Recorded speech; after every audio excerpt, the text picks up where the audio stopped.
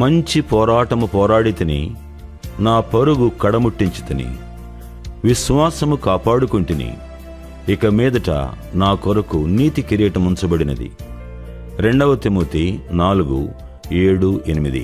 ఇండియాలోని ఆంధ్రప్రదేశ్ నందు ఎన్ డానియల్ గారు ఒక యవన బాలునిగా ఒక పాఠశాల కూటములో మారుమనసు పొందెను. తదుపరి ఒక క్రమబద్ధమైన ప్రార్థనలో శిక్షితుడై సాధు సుందర్ సింగ్ లాంటి ఒక దైవజనులతో దగ్గర పరిచయం కలిగి ఉండటచే యేసువలే జీవించవలనను ఆశలతో వారు నిండి ఉండిరి.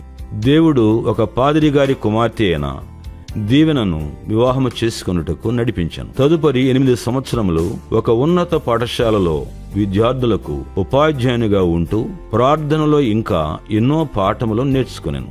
ఒక సాయంత్రము ఏకాంతముగా ప్రార్థించుచుండగా సమస్తము విడిచి ఆయనను వెంబడించమని దేవుని పిలుపు పొందెను. 1935 జూలై 15 మద్రాసు చేరి లేమెన్స్ ఇవాంజలికల్ ఫెలోషిప్ ను ఆయన ప్రారంభించాను.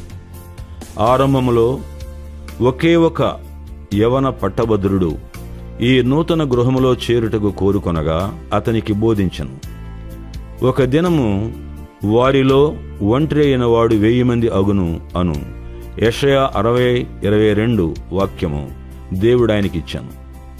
1 సంవత్సరము తరువాత శ్రీమతి దీవెన డానియల్ గారు ఉపాధ్యాయుని స్థానానికి రాజీనామా చేసి ఈ ఘనమైన జీవితాంతము సాగించు పనిలో తన భర్తతో చేరను. ఇదివరకటి ఉన్నత పాఠశాలలో ఉపాధ్యాయుల విద్యార్థుల కూటములో మొదట జీవ జలములు ఆశీర్వాదముగా దిగివచ్చెను. అనేకులు మారుమనసు పొందిరి. దేవుడు అనేక హృదయములలో మార్పు చెందు క్రియను ప్రారంభించాను. తల్లిదండ్రులు పిల్లల మారుమనసు కొరకై ఉపవాసం ఉండి ప్రార్థించిరి. జో గారు ఆయన సహోదరులు బలమైన పశ్చాత్తాపము, పాపపు ఒప్పుకోలు క్రిందకు వచ్చిరి. దేవుడు ఆయన పాపములు క్షమించినట్లు నిర్ధారణనిచ్చిరి. విద్యా సంవత్సరం ముగిసేసరికి కుటుంబమంతయు ఒక ఉద్యోగ సభకు తండ్రితో వెళ్ళిరి. దేవుని ఆత్మ బలమైన శక్తితో సమూహములపై దిగెను. 1944 మే మాసములో దానియేలు గారు మొదటి వార్షిక రిట్రీట్ ఏర్పరిచి ఉద్యోగం వచ్చిన స్థలములలో నుండి నూతనముగా మారుమనసు పొందిన వారిని పిలిచి వారికి దేవుని వాక్యము బోధించిరి. ఈ రిట్రీట్ ఖర్చుల నిమిత్తము వ్యక్తిగతముగా దాచుకున్న ద్రవ్యము తీసి ఆస్తులను అమ్మి వీటికి వాడిరి. ఇవి చాలా చిన్న రిట్రీట్లు. మొదటి రిట్రీట్లో 100 లేక 120 మంది హాజరైరి. సంవత్సరములు జరుగుచుండగా సంఖ్యలు పెరిగినవి. 14 దినముల రిట్రీట్లో మన్నా ఆగిపోలేదు. వసతి భోజనము నిమిత్తము ఏమాత్రము ద్రవ్యము వసూలు చేయలేదు.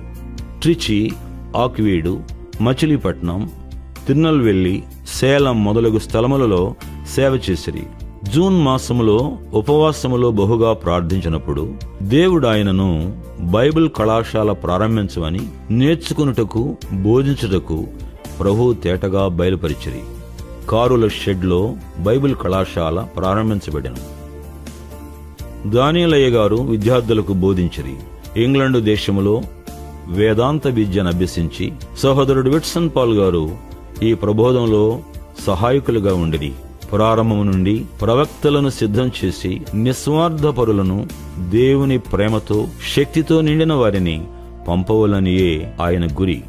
దక్షిణ ఇండియాలో ఉద్యమం వ్యాపించి వేలాది మంది మేల్కొల్పబడి మారుమనసు పొందిరి.